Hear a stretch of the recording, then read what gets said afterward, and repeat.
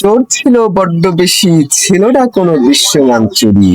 চোর কোনো নাই এখন, তবে চলছে কেন সর্বস্তরে চুরি।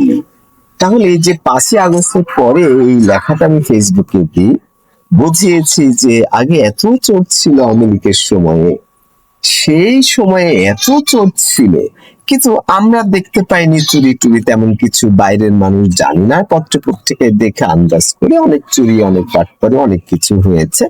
সেটাই স্বাভাবিক, আমাদের বাংলাদেশের রাজনীতি এরকমই হয়, যারা ক্ষমতায় থাকে তারা এরকমটা করে।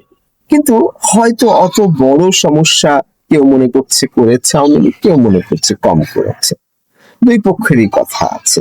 এখন প্রশ্ন হলো যে এখন তো আওয়ামী লীগ নাই, ইন্ডিয়া পালিয়েছে, এখানে সেখানে লুকিয়েছে, তাহলে দেশে কি চুরি বন্ধ হচ্ছে? হচ্ছে না। তাহলে বন্ধ যদি না হয় তাহলে কি বলবেন? চোর সবাই পালিয়ে গেছে কিন্তু চুরি হচ্ছে, তার মানে কোথায় একটা সমস্যা হচ্ছে।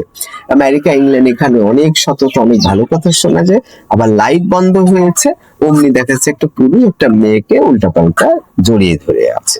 যে ইলেকট্রিসিটি চলে আসছে অমনি নিজেকে সরিয়ে ফেলছে।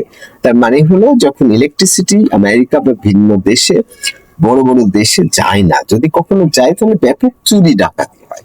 তার মানে চুরি করে না, কারণ চুরি ধরা পড়লে সেই রকম শাস্তি দেওয়া হবে। 100 টাকা চুরি করলে দেখা যাচ্ছে 1,00,000 টাকার পানিশমেন্ট। তাহলে 100 টাকার লোভ সামলিয়ে নিজেকে সরিয়ে রাখাই ভালো, 1,00,000 টাকার ঝুঁকি নেওয়ার কোনো দরকার নেই। তারপরে গাড়ি সিগনালে দাঁড়িয়েছে, এখন রাত 3টার সময় সিগনালে দাঁড়িয়েছেন কেন? কোনো গাড়ি ঘোড়া নাই, আপনি তো পার হয়ে যেতে পারেন, আপনি পার হচ্ছেন না। আপনি কিন্তু সৎ ভালো মানুষ হতে পারেন, কিন্তু বেশিরভাগ ক্ষেত্রে এটা কিন্তু চালাকি, যে আমি যে পার হয়ে যাব আমাকে এমন শাস্তি দেওয়া হবে, দেখা যাবে যে $এত ফাইন করা হয়েছে। তাহলে এইটুকুনের জন্য আমি এত বড় ঝুঁকি নিব?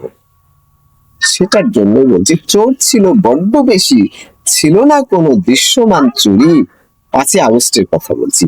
আর 5ই আগস্টের পরের কথা বলছি, চোর কোনো নাই এখন, তবে চলছে কেন সর্বস্তরের চুরি।